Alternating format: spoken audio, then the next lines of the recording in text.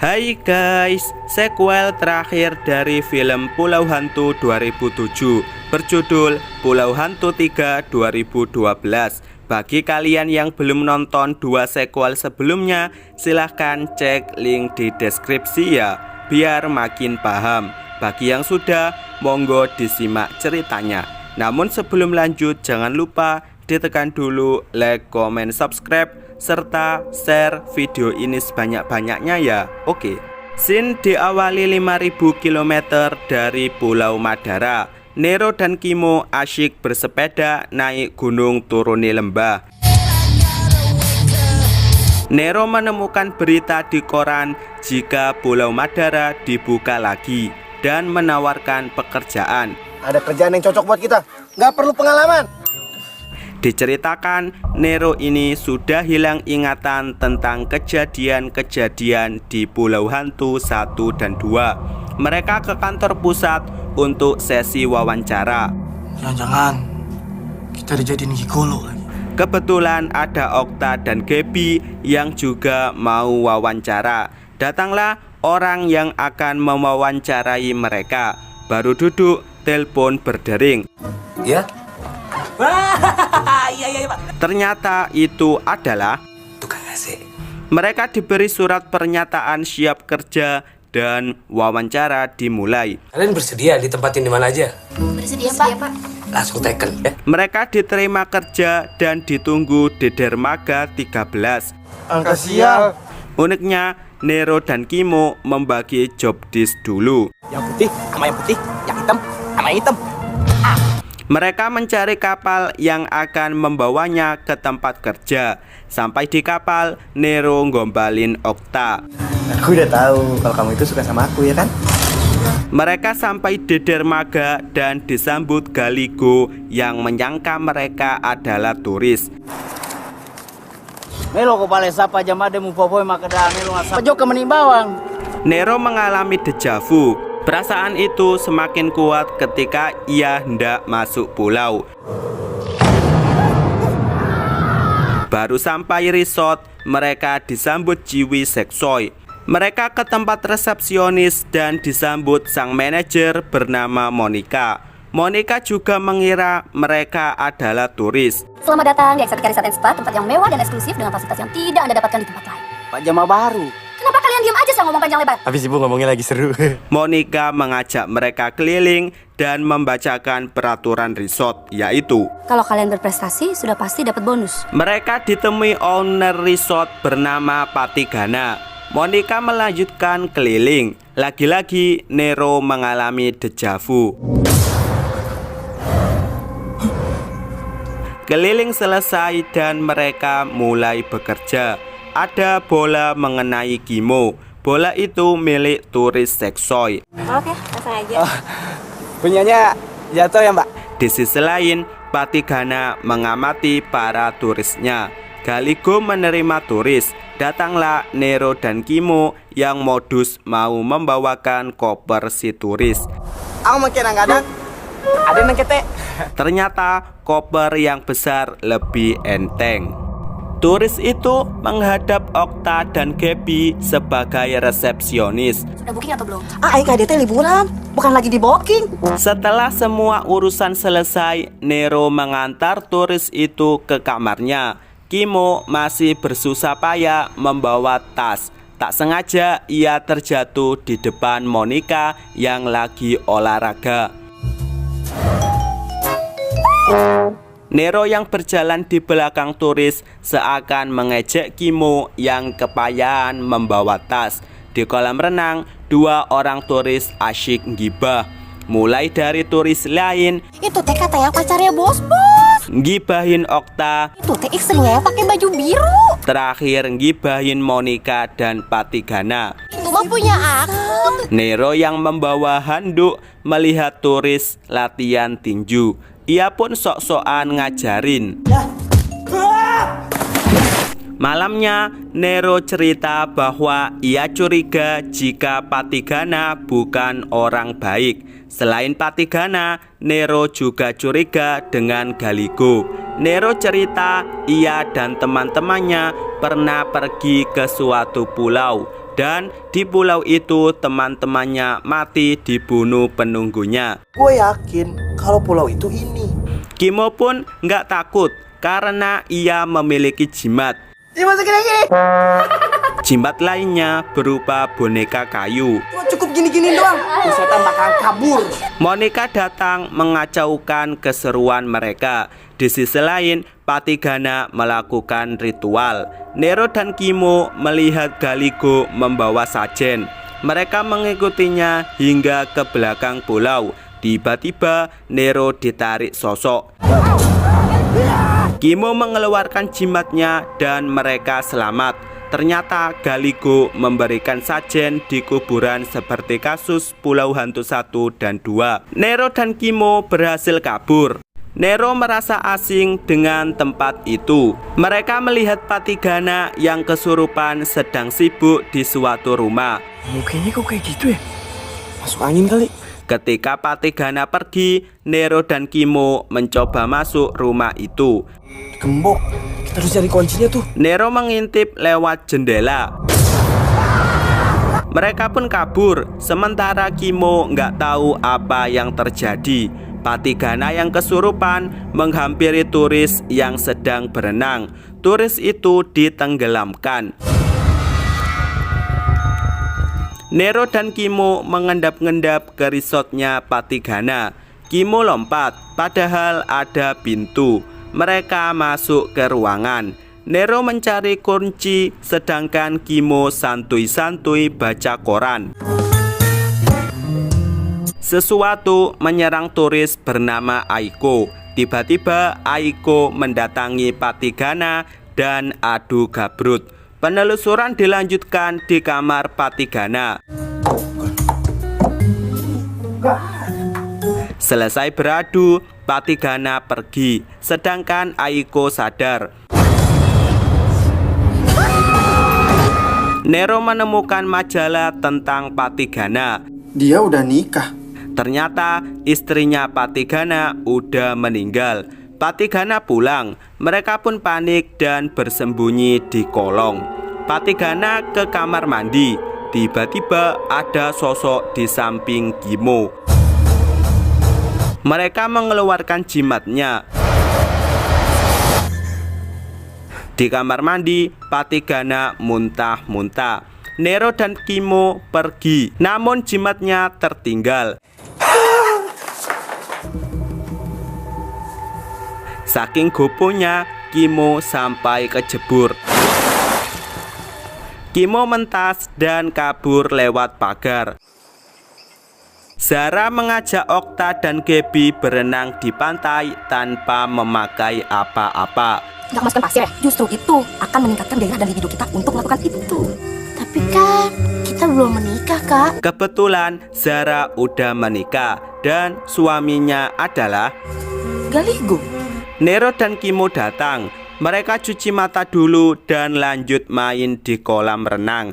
Di sisi lain, Galigo kembali memberi sajen untuk kuburan belakang pulau. Pagi-pagi sekali, Monica jogging. Ia menemukan boneka temuan Meryl. Boneka itu dibawa ke resort. Nero dan Okta membersihkan kamar, namun kamar udah rapi. Ini kan schedule kita untuk bersihin kamar hari ini. Nero memanfaatkan situasi ini untuk ngombalin Okta, tapi Okta nggak peka. Jadi ya. Kopernya juga nggak ada loh. Kimo dan Gaby jalan-jalan ke pantai. Mereka menemukan sesuatu di semak-semak. Ternyata itu koper. Nero dan Okta laporan ke Monica jika ada kamar yang ditinggal penghuninya tanpa check out dulu. Kimo dan Gaby juga melaporkan telah menemukan koper. Nero ketakutan melihat boneka di meja Bu Monica. Itu boneka nggak bener, Bu. Kimo pun menggunakan boneka itu sebagai lelucon. Monica bersama Nero dan Kimo ngecek kopernya.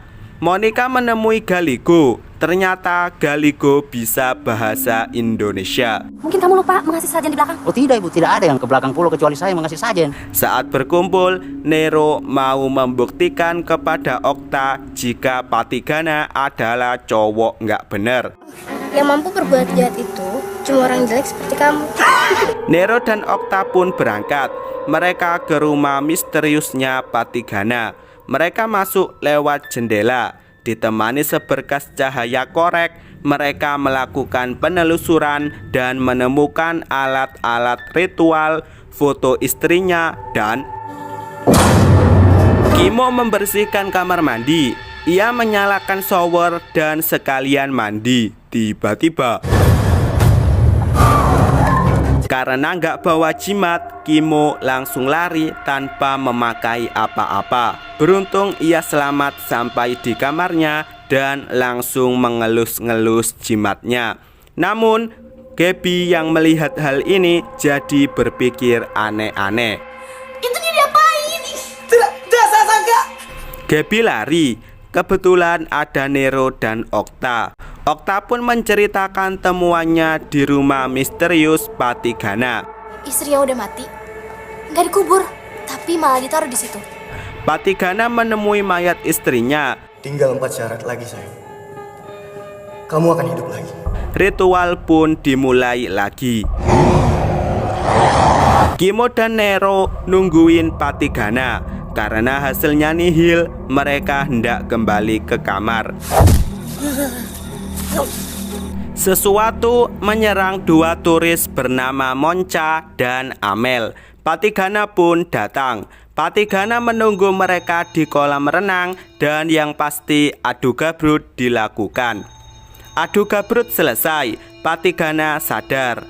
Monca dan Amel masih linglung tentang yang terjadi pada mereka. Tiba-tiba,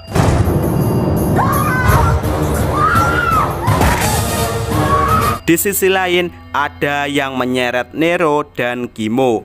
Amel masih menyelamatkan diri, namun yang pasti sia-sia. Nero dan Kimo sadar mereka sudah ada di kamar. Mereka mau mencari bantuan di kamar Zara, namun ia lagi asik adu gabrut dengan Galigo. Oh, lu yang mukul gue, lu ngatin gue.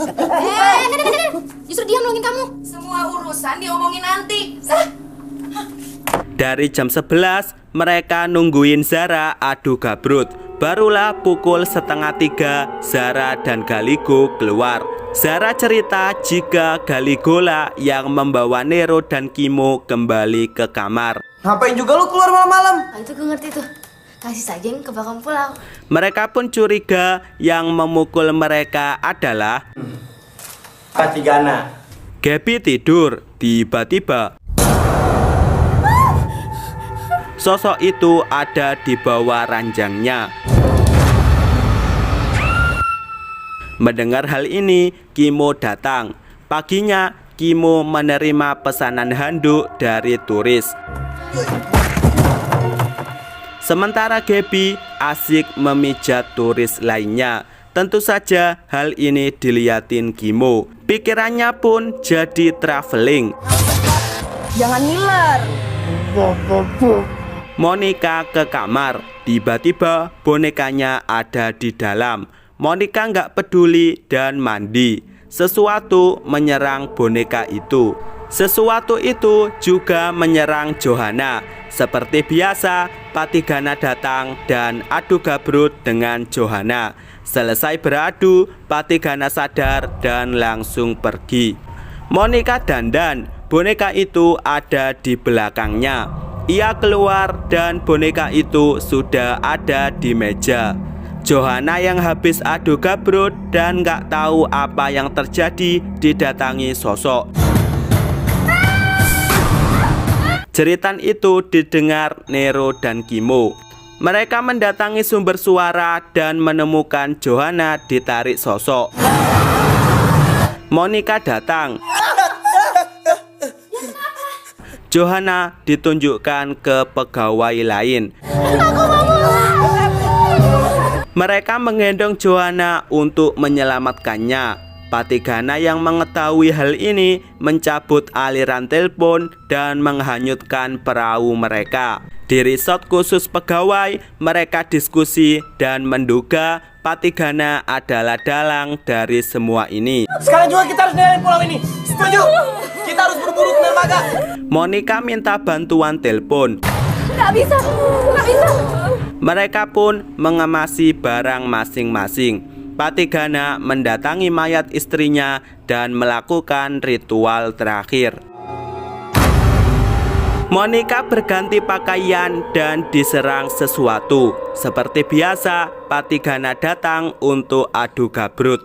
Nero dan kawan-kawan sampai di dermaga, namun kapal hilang. Gila ya, nasibku selalu sama di pulau ini. Patigana selesai adu gabrut. Nero sadar jika Monica hilang. Mereka kembali ke resort dan berbagi tugas. Okta, lu ikut gua, yang lain ikut Galigo. Galigo dan Zara melakukan penelusuran. Kimo dan Gaby menemukan satu turis terakhir bernama Reina. Monica sadar dan nggak tahu kalau habis diadu gabrutin. Beruntung sosok itu hilang. Namun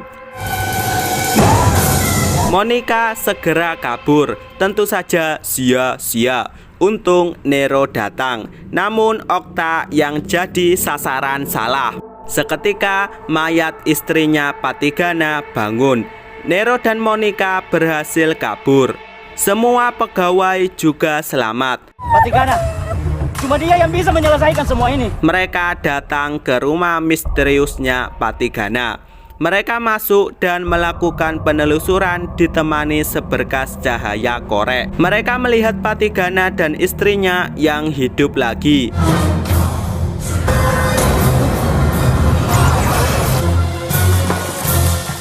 Mereka kabur, namun Nero punya ide minta bantuan hantu belakang pulau.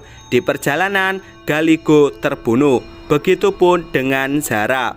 Tersisa Nero, Kimo, Gaby, dan Monica. Mereka berhasil sampai di kuburan belakang pulau. Kuburannya jadi tambah banyak.